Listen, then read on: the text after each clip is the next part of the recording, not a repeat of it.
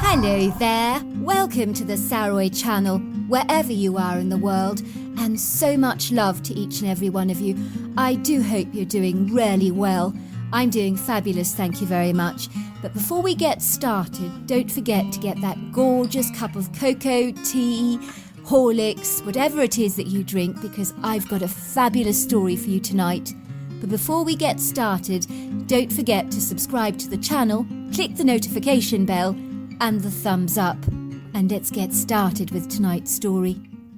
Dear Sarah, and all your lovely listeners, my name is Nicholas, although everybody calls me Nick for short. I was born and raised in the vibrant, bustling city of New York, and I grew up in a glamorous apartment block in a secluded private area with lots of tall oak trees and close to an exquisitely beautiful park. I was raised exclusively by my mother, who had fallen pregnant with me at 16 years old, much to her parents' horror and bitter disappointment. My mother revealed to me that she will never forget how her own mother looked at her with a mixture of disgusted revulsion and disapproval on her face, and said to her own daughter, "You have disgraced yourself, you little harlot. You've completely ruined your life. You'll never amount to anything now. You've behaved with such deplorable recklessness." While her father, who could barely bring himself to look at her because of the shame he felt, told her that he was ashamed to call her his daughter because he didn't expect any child of his to be as loose as a female rabbit, with the morals of an alley cat. Both her parents tirelessly begged, pressurized, and henpecked her to terminate the pregnancy, and even added bribery to the equation by offering her money to get rid of me. But my mother held her ground like a powerful ship with a strong anchor that refused to be shifted from its mooring place. My mother claims that her younger brother Marcus was her complete rock, and he said to her, "Sis, there's nothing you can do to make me love you less, and I will always have your back and support you 1,000% in having this baby." And he was true to his word. The universe has a remarkably good sense of humour, and life has a funny, rather peculiar way of coming back to bite you in the face, as the irony of all ironies is that soon after I was born, both my grandparents did a complete 180 and began to boast to everybody about their incredible newborn grandson. It would seem that they shouted from the rooftops that they were the proud grandparents of an adorable little baby boy, and rushed around buying me hundreds of cute blue little outfits, insisting on babysitting at every given opportunity. I very soon became the apple of their eye, and if you were to ever suggest to them that they wanted my mother to terminate her pregnancy with me, they would have denied it profusely and probably said, "Don't talk such nonsense. Where did you get that strange idea from?" While my mother loves her parents enormously, she never forgot how they wanted her to get rid of me, which was something she found difficult to accept or even comprehend. My mother said she was so devastated by her parents' complete disregard for her feelings during the most tumultuous, lonely, and very challenging time in her life, when she could well have done with her parents' support. Instead, she felt their cold, brutal, unkind words had hit her so hard, like a bullet being plunged into the guts. I have no idea who my father was, as unfortunately I was conceived by a mysterious stranger as a result of a party my mother had attended. She was young, naive, immature and gullible at the time, and it was her first time to have really experimented with alcohol.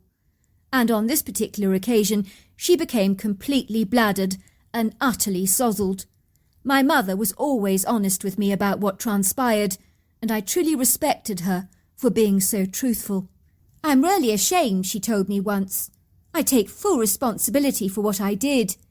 I vaguely remember I had several drinks at that party, and I didn't know my own limitations and went completely overboard with the alcohol. I remember feeling dizzy and disorientated, and I was giggling so much, as everything seemed so terribly funny, and I lost all my inhibitions. I have very hazy, foggy, rather disturbing memories of going back with the boy to his apartment for a drink, and then I woke up in the morning to find myself lying completely naked in a stranger's bed, in a part of New York I was not even remotely acquainted with. I remember looking at the stranger lying on the pillow next to me with horror and thinking, Who the hell is this? I began freaking out and tiptoeing around the strange boy's apartment, where I felt like an imposter, as I had no memory of the previous evening whatsoever. I was furious with myself for being so incoherent that all my memories were fuzzy and hazy. I don't believe I was deliberately drugged.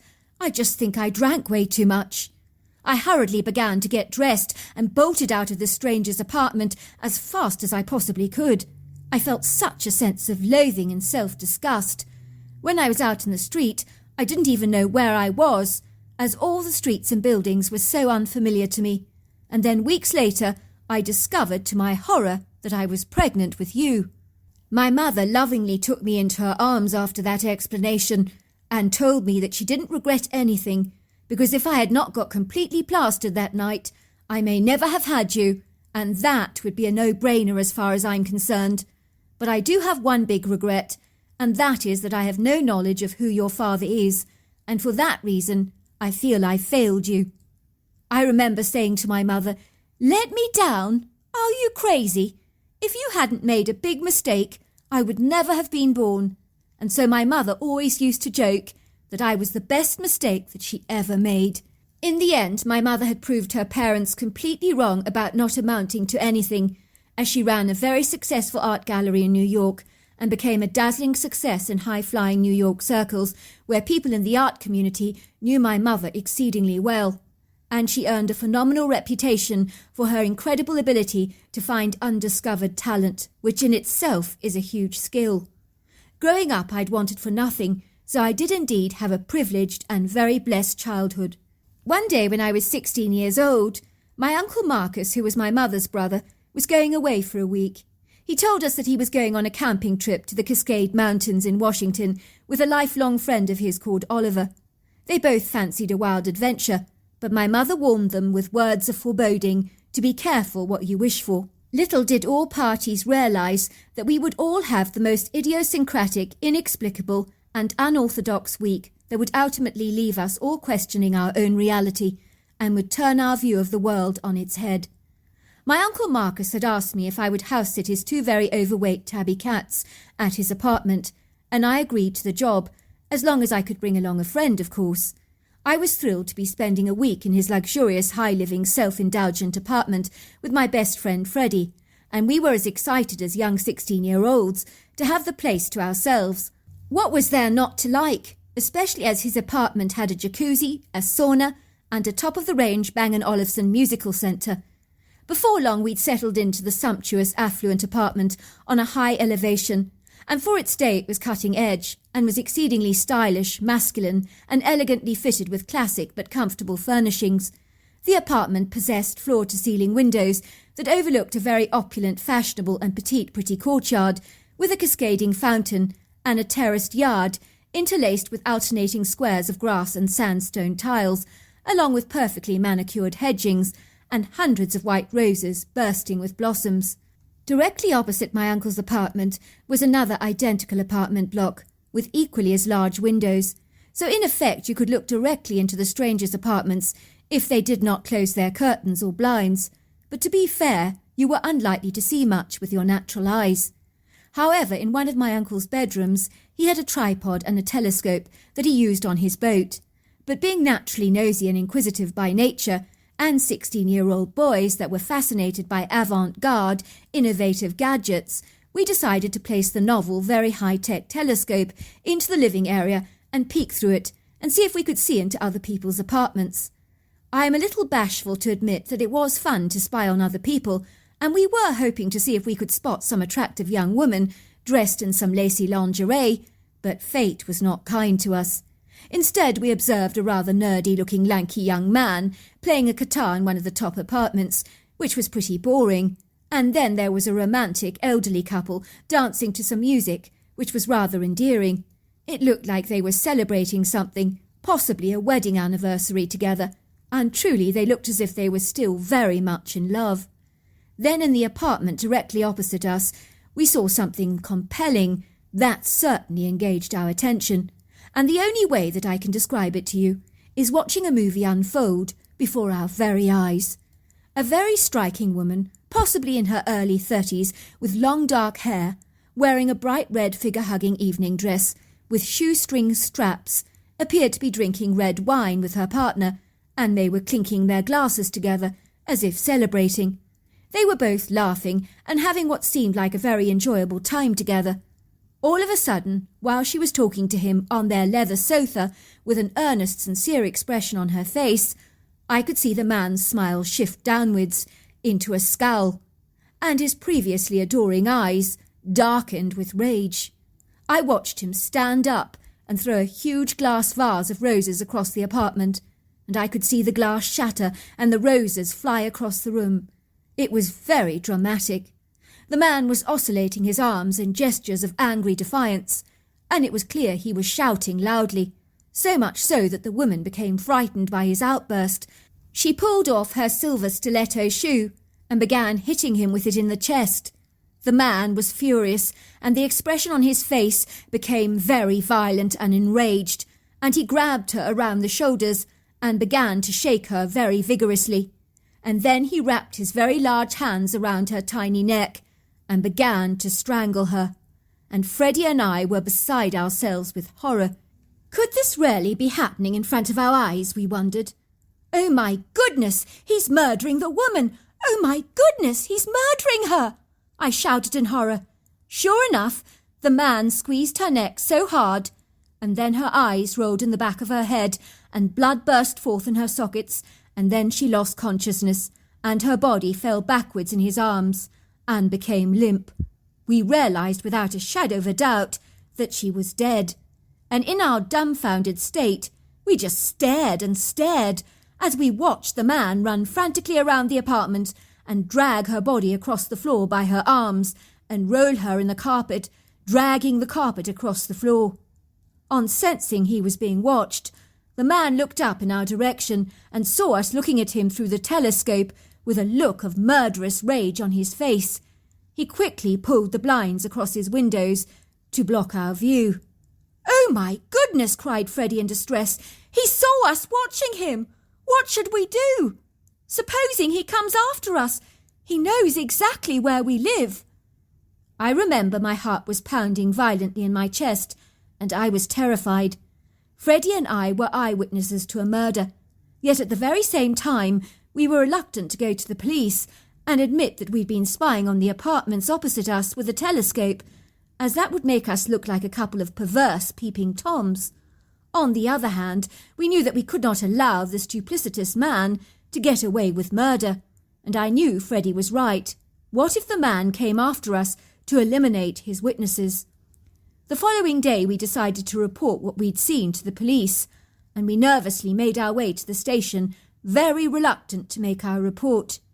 Imagine our surprise when we discovered that the policeman who was questioning us knew the apartment opposite us exceedingly well, for it had been vacant for over 2 years, as no one stayed in that apartment for very long, due to ongoing reports of paranormal activity, where they claimed to have heard a woman's desperate screams, and vases of flowers were often broken, while lights would switch on and off on their own accord, and tenants walking through the courtyard would swear that they could see a figure in their apartment, and would often call the police, and a search was usually conducted, but no one was ever found there. Indeed, the landlord had so many complaints with the apartment that he refused to let it out, as within a week the tenants would ultimately leave, complaining of strange outer-worldly experiences. The policeman who took down our report was very intrigued by our story. "I want you to tell Officer McLeod exactly what you told me," he said. "He has retired from the force, but I'll give him a call, and I think he will be intrigued to hear your story, for he dealt with this case in the 70s. When the retired officer, an elderly man with a white beard, white moustache and blue eyes, heard our report, his eyes grew as round as saucers, and his mouth hung open in astonishment. He then proceeded to open up an old file, and began to show us photographs of the inside of the apartment, and separate photographs of a woman with dark hair, and a man that both looked uncannily familiar. "Is this who you saw?" he asked us, gravely watching the expressions on our face metamorphosized from curious to astonished. "That's her," I said to the officer. "That's the woman we saw being strangled last night. And that's the man that strangled her. What's going on? I asked, looking at the files suspiciously. These photographs look very old. That's because they are, said the retired officer, looking befuddled and rubbing his white moustache awkwardly. The murder you describe, he said, happened over 12 years ago, in the 1970s. What? I said. But we both witnessed it last night. I don't understand. None of this makes any sense to us at all. We know what we saw, piped Freddie. It happened last night, sir. And we're not making this up, sir. It was the most horrifying thing we've ever seen. And if you're implying, sir, that we were seeing ghosts, well, you're very wrong. The murderer became quite angst when he saw us watching him and promptly drew the blinds. I believe you, son, said the officer. Your accounts of the murder are startlingly accurate. You were most certainly, without a doubt, eyewitnesses to it. But what you beheld happened a very long time ago. I think you must have glimpsed a glitch into our reality, when a scene from another time was being replayed back in our time, almost like a video recording. And the strangest thing of all was the man I arrested who confessed to the crime did acknowledge that 2 kids in the opposite apartment had witnessed him murdering his wife through a telescope. Freddie and I looked at each other in astonishment. But, sir, we are from 12 years in the future, I piped. How could that even be remotely possible? Maybe you were looking from a tear of the page of your time into a page of his time, and he saw you through that tear. I wish I knew the answers, son, said the retired officer.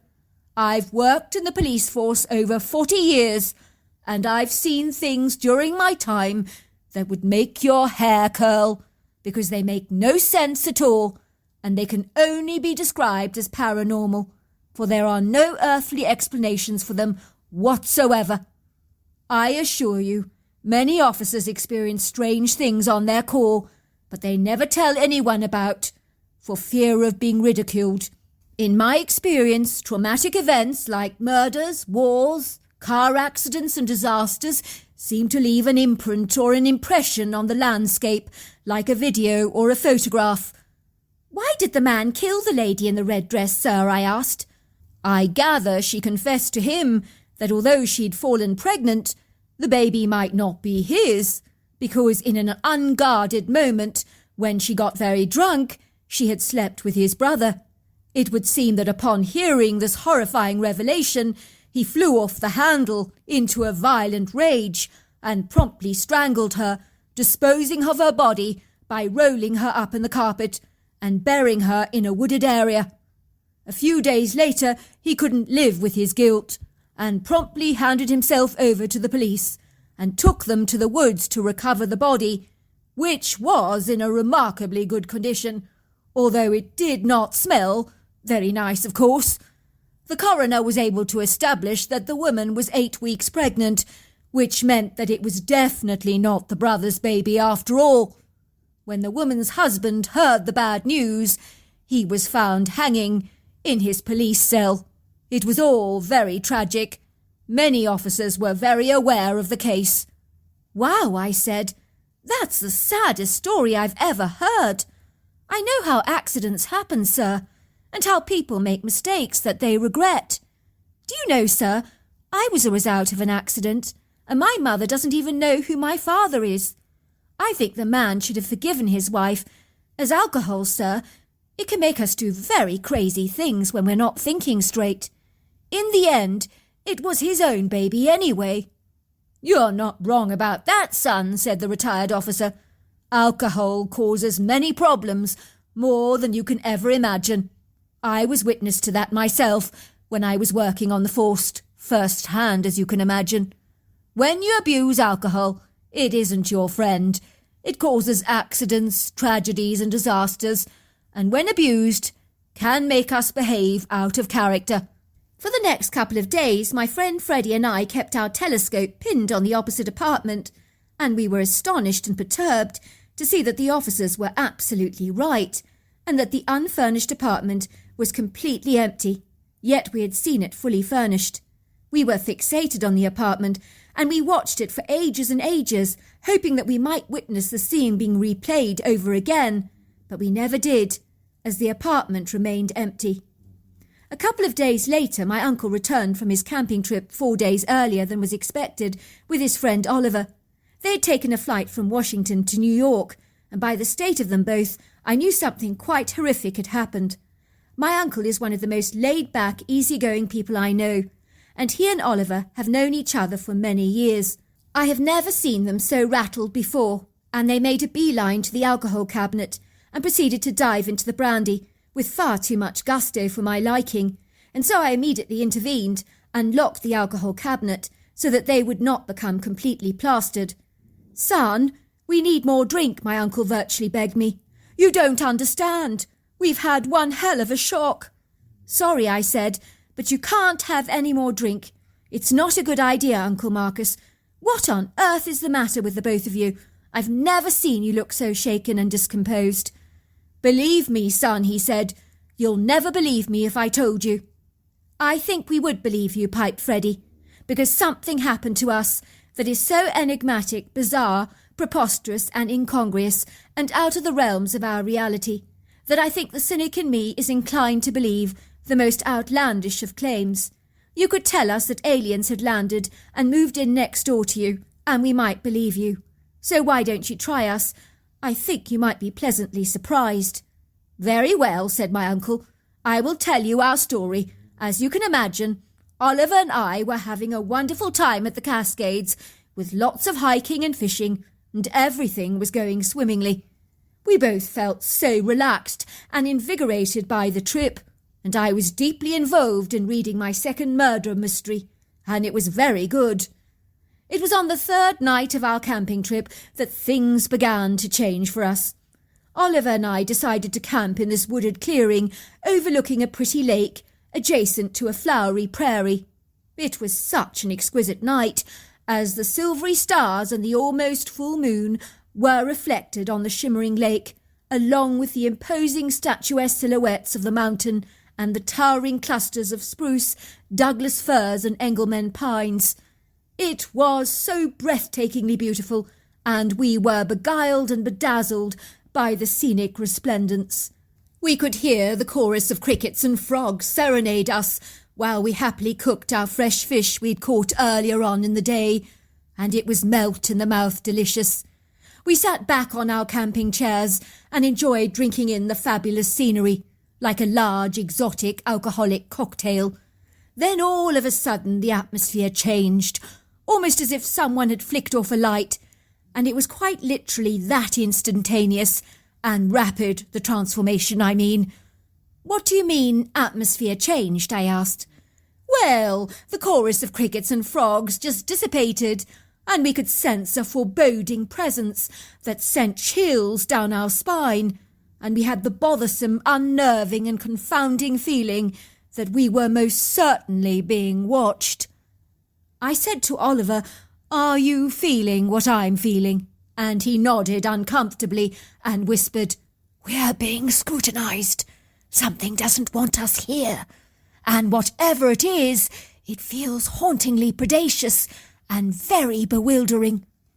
We scanned our environment with binoculars, as it was a rather luminescent bright night, but we saw nothing, and we tried to reassure ourselves that we were imagining things, but we could not shake that ominous spine-chilling feeling that we had both experienced. I'm not going to kid. I was feeling terrified, and I clung tightly to my rifle and lay on my sleeping bag in a state of nervous anxiety, and I was sweating so profusely. That's how unsettled I became. Then all of a sudden, the airy, oppressive feeling just lifted, and we could hear the crickets and frogs again, and we began to feel rather silly, as if we'd just overreacted, and we both happily fell into a deep sleep. In a trice, I sat bolt upright in my sleeping bag and woke Oliver up, because I suddenly smelt the most odorous smell that was so revolting it made me want to hurl violently. It was a sulphurous smell that reminded me of rotting eggs or decomposing flesh. It was utterly revolting and very, very rank. Then I heard a rustling sound, like leaves and twigs and stones being crunched by heavy footfall. That became increasingly louder as they approached our tent, although I do not think the intruder was trying to be noisy. He was trying to be quiet, but with very little success. And when I say heavy footfall, I mean you knew something very sizable was in your vicinity. Then I heard grunting and breathing heavily, much like that of a horse, directly outside our tent, almost as if our presence was being investigated. Oh, I nearly had a cardiac arrest when I discerned the shape of a heavy fist pressing into the fabric of our tent, and I was so spooked my hair stood up on end, and I broke up in goosebumps all over my skin. We heard the footfall walking away, and that was when I foolishly crept to the door of my tent and peered out, clutching my rifle tightly in my hands. "Come back," whispered Oliver to me. "Don't do anything stupid." But I didn't listen, as I needed to see who or what our intruder was. I could see the dark, shadowy silhouette of something monstrously huge gliding away. But the moment I looked out of my tent, this creature's head, along with his Herculean shoulders, swiveled around, and I could see these menacing red eyes staring at me from 8 foot off the ground. And then, piped Oliver, your uncle did a very stupid thing, and he unloaded his rifle in the direction of the critter, and came running back into the tent with a frightened red face and eyes growing as round as saucers, and in that moment I pretty much knew we were both dead, because I'm certain Marcus provoked that creature to a rage. "Let me finish, Oliver," said my uncle. "I'm the one telling the story, unless you want to." "Yes, I do, as it happens. You've had your turn. Let me finish." "All right, very well." Well, the next thing we heard was what sounded like a rhino charging our tent, but everything happened so fast. We had absolutely no time to react, much like when you're in a car accident. It's a situation that is out of your control, but you know that the outcome might not be good. Our whole tent was literally ripped off the ground with such a brute force, and we were lifted up in our tents and flung violently into the water by this Herculean beast. "You are kidding," I gasped. "You mean he threw you both, in your tents, into the depths of the lake?" "That's exactly what I mean," said Oliver. "Now you know why I wanted the brandy so desperately. You don't forget an ordeal like that in a hurry." "How could anything be that strong?" I piped. "I mean, throwing you both rolled up in the fabric of your tent into the depths of the water seems nonsensical and utterly bizarre. Surely the two of you alone would weigh easily over 400 pounds. Now that is heavy." "Well, this thing," said my uncle, interceding, "it was built like a bodybuilder, muscular, stocky and ripped. It had a cone-shaped head with a human face and exceedingly long arms, and it was covered in very long hair. I think it must have been 9 foot tall and easily 800 pounds. It was hell of a strong." "So what happened when you were flung into the water?" Oliver continued the conversation. "Well, I rolled on top of your poor uncle, nearly squashing him half to death. And the next thing I know is the critter had scrunched the tent together, rather like an oversized bag, and hurled us into the water. But luckily the tent opened, and with a little tugging we found our way to the surface, and the cold water was a brutal shock to the system.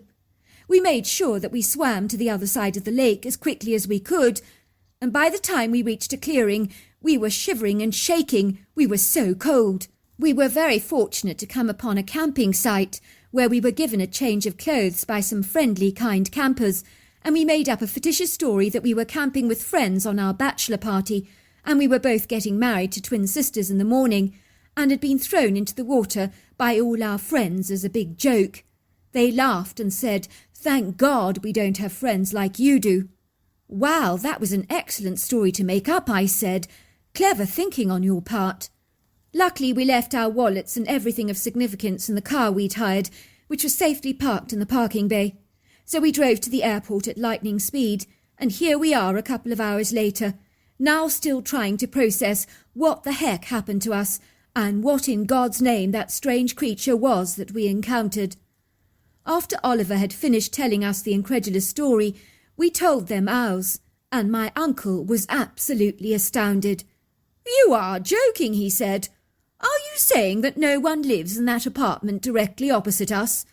I often see lights going on and off there, and the blinds are never ever closed."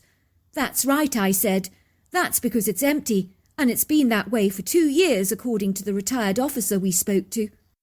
"Well, I have seen the figure of a woman in a red dress," said my uncle, "but it was too far away to see her clearly, because unlike you, I don't go prying on strangers with my telescope." "That's freaky," I said. "She died 12 years ago, so you've seen her ghost too." "Well, I am surprised," said my uncle. "I'm seriously beginning to question my reality. I'm now wondering what is real and what is not." "Join the club," I said.